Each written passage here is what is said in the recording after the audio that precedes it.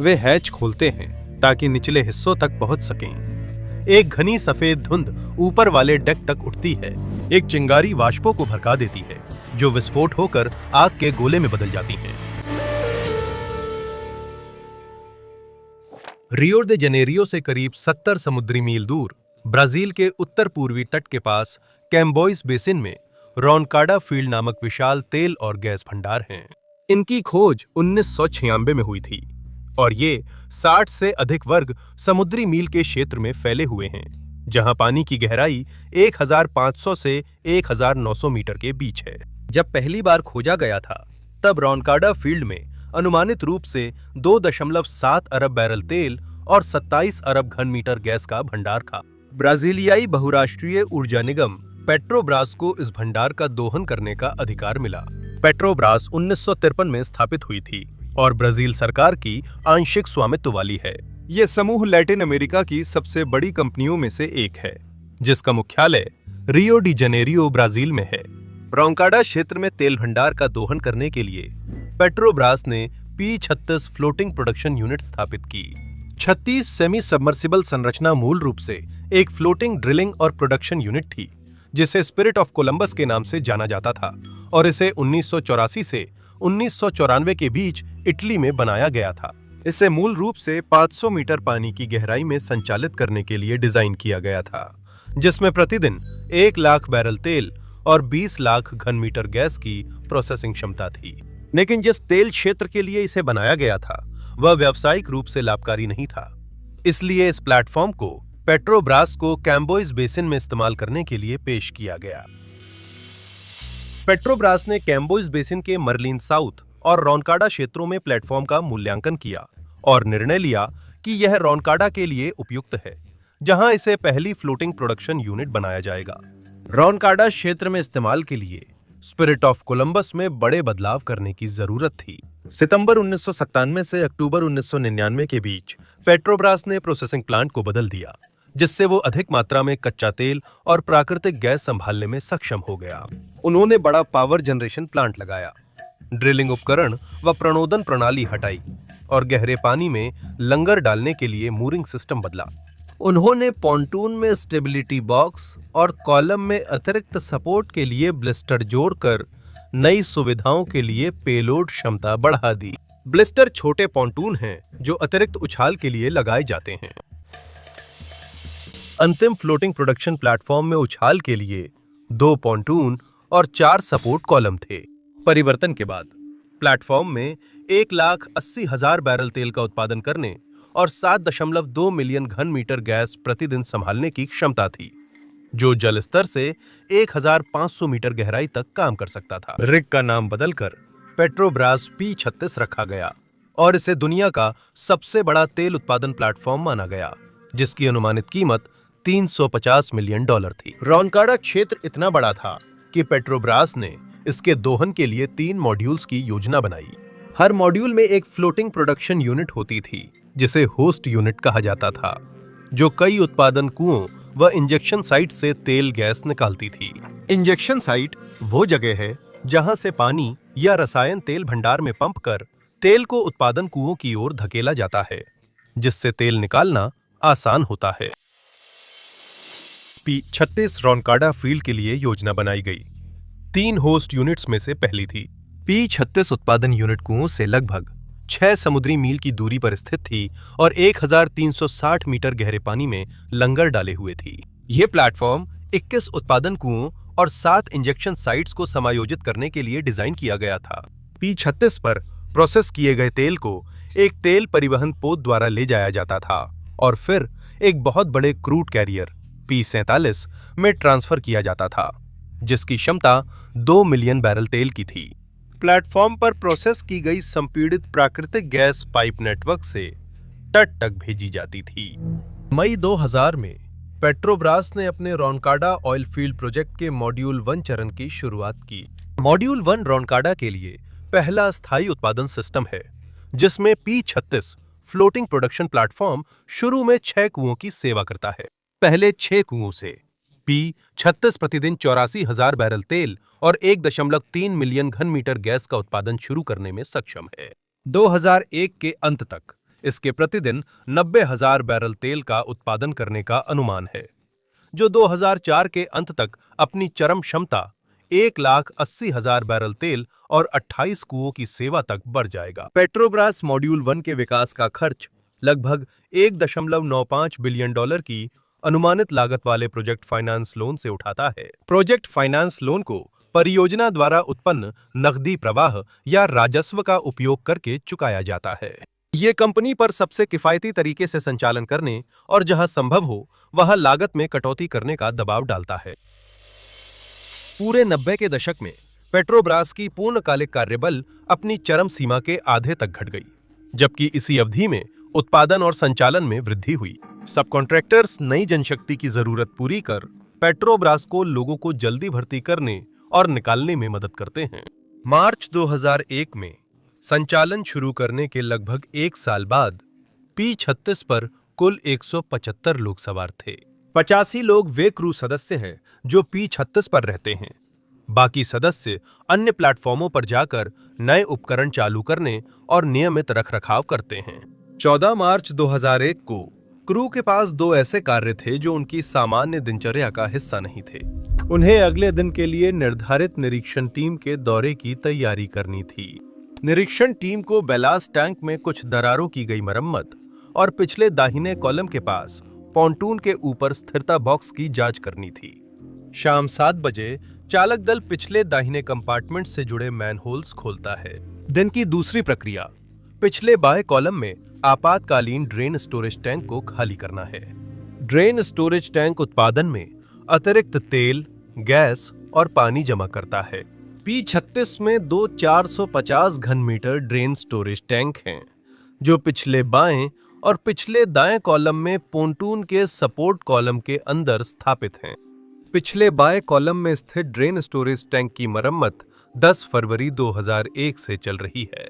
Drainage या bills pump को maintenance के लिए हटा दिया गया है और टैंक के ऊपर की वेंट पाइप को एक ब्लैंक फ्लैंज या धातु की डिस्क से सील कर दिया गया है। 22:21 पर मेंटेनेंस क्रू ने पोर्ट या बाएं टैंक के अंदर मौजूद ऑयली पानी को पंप करके बाहर निकालने का काम शुरू किया। चूंकि क्रू आउटसोर्स कंपनी से है, उन्हें प्लेटफॉर्म के उपकरण और मानक संचालन प्रक्रियाओं की ट्रेनिंग नहीं दी गई। वे ऑयली पानी को प्रोडक्शन हेडर की ओर पंप करने की तैयारी करते हैं, जहां अलग अलग कुओं का तेल एक लाइन में प्रोसेसिंग के लिए आता है। मानक प्रक्रिया में ऑयली पानी को प्रोडक्शन टैंक में पंप किया जाता है, जो एक अस्थायी भंडारण टैंक है, जहां से मिश्रण तेल और पानी को अलग करने की अलग प्रक्रिया में जाता है। क्रू सुनिश्चित करते हैं कि दाहिनी ओर के टैंक का इनटेक वाल्व बंद हो, जो पोर्ट टैंक और प्रोडक्शन हेडर से जुड़ा है। ये प्रोडक्शन या पोर्ट साइड टैंक से स्टारबोर्ड टैंक में तेल के प्रवाह को रोकना चाहिए, लेकिन या तो वाल्व खराब है या वे इसे सही से बंद नहीं करते। फिर वे पोर्ट टैंक से प्रोडक्शन हेडर में ड्रेन वाल्व खोलते हैं और ड्रेनेज पंप चालू करने की कोशिश करते हैं, लेकिन वह नहीं चलता। पोर्ट टैंक के ड्रेनेज पंप चालू करते समय प्रोडक्शन हेडर से तेल उल्टा बहकर पोर्ट और स्टारबोर्ड स्टोरेज टैंकों की लाइनों की ओर बढ़ने लगता है। जहां तक मैं समझ पा रहा हूं, जब उन्होंने ड्रेनेज पंप चालू किए बिना वाल्व खोला तो उससे कम दबाव बन गया, जिससे तेल और गैस पाइपों में वापस बहने लगे। अब गैस, तेल और पानी दाईं ओर के स्टारबोर्ड टैंक में एक आंशिक रूप से खुले या क्षतिग्रस्त इनटेक वाल्व के जरिए प्रवेश करते हैं, और चूंकि मरम्मत के दौरान स्टारबोर्ड टैंक की वेंट लाइन धातु की डिस्क से सील कर दी गई थी, टैंक के अंदर दबाव बढ़ने लगता है। 23:15 बाद क्रू पोर्ट साइड पंप चालू करने में सक्षम हो जाता है, जिससे प्रोडक्शन हेडर से तेल और गैस का उल्टा प्रवाह कम हो जाता है। लेकिन पोर्ट साइड टैंक से निकाला जा रहा पानी अगले 67 मिनट तक स्टारबोर्ड यूनिट में रिसता रहता है, जिससे सील किए गए दाहिने टैंक में दबाव बढ़ता जाता है। 2 घंटे से अधिक समय में AFT starboard drain storage tank में लगभग 13 घन मीटर तेल, 1500 घन मीटर से अधिक गैस और 64 घन मीटर पानी जमा हो जाता है। टैंक के अंदर दबाव लगभग 10 बार होता है, जो आपकी कार के टायरों से 5 गुना अधिक है। 15 मार्च की आधी रात के 22 मिनट बाद स्टारबोर्ड ड्रेन स्टोरेज टैंक के अंदर का दबाव उसकी विफलता सीमा 10 बार तक पहुंच जाता है। टैंक अचानक फट जाता है, जिससे पानी, तेल और गैस कॉलम में निकल जाते हैं। पोर्ट साइड टैंक में पंप पर मौजूद क्रू को प्लेटफॉर्म के आफ्ट स्टारबोर्ड साइड से एक दबा हुआ लेकिन तेज धमाका सुनाई देता है, जब स्टारबोर्ड टैंक फट जाता है। जैसे ही टैंक फटता है, यह एक यांत्रिक विस्फोट पैदा करता है, जिससे बड़ी मात्रा में उच्च दबाव वाली गैस निकलती है। उच्च दबाव वाला धमाका 46 सेंटीमीटर की समुद्री जल आपूर्ति पाइप को कुचल देता है, जो फायर फाइटिंग सिस्टम को पानी सप्लाई करती है। पिछले 2 घंटों में स्टारबोर्ड टैंक में पहले ही काफी मात्रा में पानी और तेल जमा हो चुका है। अब क्षतिग्रस्त फायर फाइटिंग पाइप से समुद्री पानी पीछे की स्टारबोर्ड कॉलम में भरने लगता है। पानी और तेल का वजन असमान भार वितरण पैदा करता है और प्लेटफॉर्म 2 डिग्री तक झुक जाता है। सौभाग्य से उच्च दबाव वाली यांत्रिक विस्फोट से आग नहीं लगती, और जैसे ही कुचली हुई समुद्री जल आपूर्ति पाइप से पानी निकलता है, यह मुख्य अग्निशमन लाइन का दबाव कम कर देता है, जिससे स्टारबोर्ड आफ्ट क्वार्टर में और पानी भरना रुक जाता है। रिग केवल 2 डिग्री के झुकाव के साथ स्थिर हो जाता है, लेकिन जब मुख्य अग्निशमन प्रणाली का दबाव कम हो जाता है, तो यह प्रोसेसिंग प्लांट को आपातकालीन शटडाउन मोड में डाल देता है। आपातकालीन शटडाउन फॉरवर्ड और आफ्ट स्टारबोर्ड क्वार्टर में समुद्री जल पंपों को चालू कर देता है, जिससे पानी तेजी से ऑयल रिग के दाहिने भाग में पंप होता है। पानी पिछली स्टारबोर्ड कॉलम की टूटी पाइप से आने लगता है। फटी टैंक से निकली गैस वेंटिलेशन सिस्टम से मुख्य डेक तक जाकर गैस सेंसर को सक्रिय करती है। हालांकि गैस सबसे पहले कॉलम के अंदर तीसरे और चौथे स्तर के क्षेत्रों तक पहुंचती है, लेकिन उन्हें जोखिम क्षेत्र के रूप में वर्गीकृत नहीं किया गया है। यहाँ न गैस रोकने वाले उपकरण हैं, न गैस अलार्म, और कोई भी उपकरण विस्फोट रोधी नहीं है। कंट्रोल रूम में चेतावनी लाइटें चमकने लगती हैं। 17 मिनट के भीतर लगभग 2000 अलार्म बज उठते हैं। ऑपरेशन क्रू एक साथ कई अलार्म बजने से भ्रमित हो जाते हैं और नहीं समझ पाते कि किसे प्राथमिकता दें या कैसे प्रतिक्रिया दें। कॉलम के चौथे स्तर के कंपार्टमेंट में फायर सिस्टम से पानी भरकर वेंटिलेशन सिस्टम तक पहुंच जाता है। वेंटिलेशन सिस्टम खुद बंद होना था, लेकिन ऐसा नहीं हुआ। पानी कॉलम के निचले हिस्सों में फैलकर वेंटिलेशन ओपनिंग से बेलास्ट टैंक के उन मैनहोल्स में चला जाता है जो निरीक्षण के लिए खुले हैं। पानी मैनहोल से तेजी से बहकर पॉन्टून और बेलास्ट कंपार्टमेंट्स को जलमग्न कर देता है, जहां बेलास्ट पंप व थ्रस्टर उपकरण होते हैं।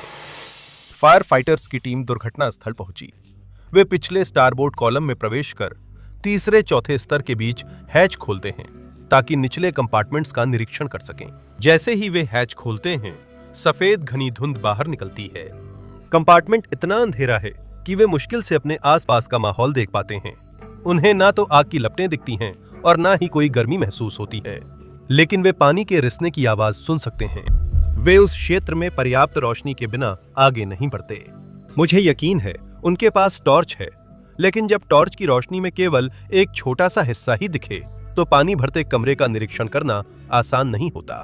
कॉलम के निचले हिस्सों से निकलती हुई घनी सफेद धुंध संपीड़ित गैस है। ये ऊपरी डेकों से होकर ऊपर उठती है और फैल जाती है। आधी रात के 39 मिनट बाद, पिछला स्टारबोर्ड टैंक फटने के 17 मिनट बाद, एक चिंगारी बाहर निकलती गैस को जला देती है। विस्फोट इतना तेज है कि कॉलम के ऊपर का क्षेत्र नष्ट हो जाता है और अधिकतर फायर फाइटर्स तुरंत मारे जाते हैं। बैलास्ट ऑपरेटर प्लेटफॉर्म को इतना समय तक संतुलित रखने का प्रयास करते हैं कि क्रू को बाहर निकलने का मौका मिल सके। 0144 और 0420 के बीच 138 गैर आपातकालीन दल के सदस्य को क्रेन और पर्सनल ट्रांसफर बास्केट्स की मदद से सप्लाई शिप्स पर भेजा जाता है। कोई लाइफ बोट नहीं छोड़ी जाती। आपातकालीन प्रतिक्रिया टीम जो बोट पर रहती है, विस्फोट से क्षतिग्रस्त क्षेत्र तक पहुंचने की कोशिश करती है ताकि जीवित बचे लोगों की तलाश की जा सके और नुकसान की सीमा का आकलन किया जा सके। वे एक शव को बरामद करते हैं और एक गंभीर रूप से झुलसे हुए फायर फाइटर को बचाते हैं, जिसकी 1 हफ्ते बाद उसकी चोटों के कारण मौत हो जाती है। कॉलम में पानी भरता रहता है और ओवरफ्लो पॉन्टून के निचले हिस्सों को भर देता है। बैलास्ट पंप के शॉर्ट सर्किट होने से सी चेस्ट वाल्व खुला रह जाता है। सी चेस्ट पॉन्टून में जलरेखा के नीचे बना खुला भाग होता है, जहां बैलास्ट टैंक समुद्री पानी लेकर रिग की स्थिरता नियंत्रित करते हैं। खुला सी चेस्ट वॉल्व समुद्री पानी को तेजी से ढांचे में भरने देता है, जिससे पॉन्टून में ज्यादा पानी आ जाता है। बैलास्ट ऑपरेटर अभी भी समझने की कोशिश कर रहे हैं कि P-36 को कैसे स्थिर करें। वे पिछली स्टारबोर्ड कॉलम में पानी के वजन को संतुलित करने के लिए पोर्ट बो कॉलम में भी पानी भरते हैं। वे पिछली स्टारबोर्ड कॉलम में पानी रोक या धीमा नहीं कर सकते।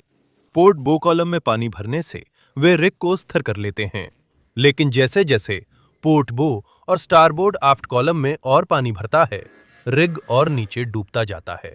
रिग के 1/4 हिस्से की स्थिरता को दूसरे हिस्से के मुकाबले नियंत्रित करने के दबाव में वे बाकी 2 हिस्सों पर पर्याप्त ध्यान नहीं देते।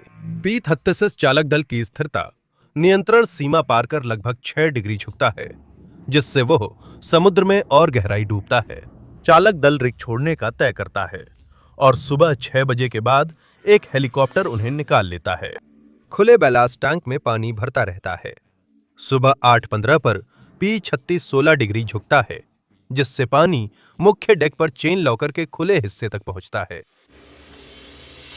प्लेटफॉर्म धीरे धीरे पानी से भरता है, जिससे झुकाव बढ़ता है और दोपहर 3 बजे तक 21 डिग्री तक पहुंच जाता है।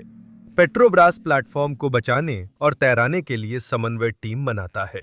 16 मार्च की सुबह तक प्लेटफॉर्म और 20 सेंटीमीटर नीचे डूब चुका है। प्लेटफॉर्म को फिर से तैराने के लिए टीम ये तय करती है कि क्षतिग्रस्त कॉलम के पास स्थित स्टेबिलिटी बॉक्स के जरिए नाइट्रोजन पंप की जाएगी, ताकि पानी भरे कंपार्टमेंटों से पानी बाहर निकाला जा सके। मुझे नहीं पता उन्होंने नाइट्रोजन क्यों चुना, लेकिन शायद इसलिए क्योंकि ये आग लगने पर भी नहीं जलता। 2 जहाज नाइट्रोजन टैंक और एयर कंप्रेसर के साथ दुर्घटना स्थल रवाना होते हैं और शाम को कॉलम में नाइट्रोजन पंप शुरू करते हैं। वे 4100 टन नाइट्रोजन से शुरुआत करते हैं, ताकि बाढ़ग्रस्त हिस्सों में भरे हुए 10 लाख लीटर पानी को बाहर निकाला जा सके। 17 मार्च को वे प्लेटफॉर्म के अन्य टैंकों में संपीड़ित हवा डालते हैं, जब तक वह स्थिर न हो जाए और डूबना रुक न जाए। डच कंपनी स्मिट की एक विशेष बचाव टीम मौके पर पहुंचती है और बचाव कार्यों की जिम्मेदारी संभाल लेती है। टेल रिग पूरे दिन स्थिर रहता है, इसलिए स्मिट शाम 6 बजे कॉलम में हवा और नाइट्रोजन पंप करना बंद करता है। 18 तारीख को स्मिट की टीम प्लेटफॉर्म पर चढ़ती है, ताकि एयर वेंट्स सील कर सके और कॉलम के निचले स्तरों में और नाइट्रोजन व हवा पंप कर सके। डाइवर्स 50 मीटर नीचे जाकर डूबे बायोनेसी टैंक में छेद करते हैं और नाइट्रोजन पंप के लिए होज जोड़ते हैं, लेकिन वे होज को पानी भरे बायोनेसी कंपार्टमेंट से नहीं जोड़ पाते। रात भर 19 मार्च की ओर बढ़ते हुए P-36 पानी में थोड़ा और नीचे डूब जाता है और उसका झुकाव 25 डिग्री तक बढ़ जाता है। स्मिथ की डाइव टीम फिर से डूबे हुए कंपार्टमेंट से होज जोड़ने के लिए पानी में जाती है, लेकिन मौसम खराब हो जाता है, जिससे डाइव करना मुश्किल हो जाता है और एक बार फिर वे प्रक्रिया को बीच में ही रोक देते हैं। 20 मार्च आधी रात बाद सहायक पोत के कर्मचारियों ने बताया कि प्लेटफॉर्म 30 डिग्री झुक गया है। स्मिथ की टीम तय करती है कि उनका एकमात्र विकल्प मूरिंग लाइनों और राइजर्स को काटना है, जो पाइप समुद्र से कच्चा तेल प्लेटफॉर्म तक लाते हैं। राइजर्स काटने के लिए विस्फोटकों को तैयार करते समय प्लेटफॉर्म और गहराई में डूबता है। 11:40 बजे P-36 पानी की सतह के नीचे फिसल जाता है और ब्राजील के तट से 67 समुद्री मील दूर 1360 मीटर गहरे पानी में डूब जाता है। फायर फाइटिंग टीम के 9 साथी उस रिग के साथ डूब जाते हैं। प्लेटफॉर्म का आकार और पानी की गहराई इसे ऊपर उठाना बहुत मुश्किल बना देते हैं। हादसे के बाद 3 महीने की जांच की गई। आयोग ने पाया कि हादसे के कई कारण थे और किसी एक को जिम्मेदार नहीं ठहराया जा सकता, लेकिन मानवीय गलती की संभावना से इनकार नहीं किया। आयोग ने सुझाव दिया कि पेट्रोब्रास को अपने ऑयल रिग पर कुछ प्रक्रियाओं की समीक्षा करनी चाहिए, जैसे प्रबंधकों और पर्यवेक्षकों के लिए कागजी कार्रवाई को कम करना, ताकि वे रिग के संचालन पर ध्यान केंद्रित कर सकें। सभी कर्मचारियों को प्रशिक्षण मिलना चाहिए और अधिक गैस का पता लगाने वाले उपकरण लगने चाहिए।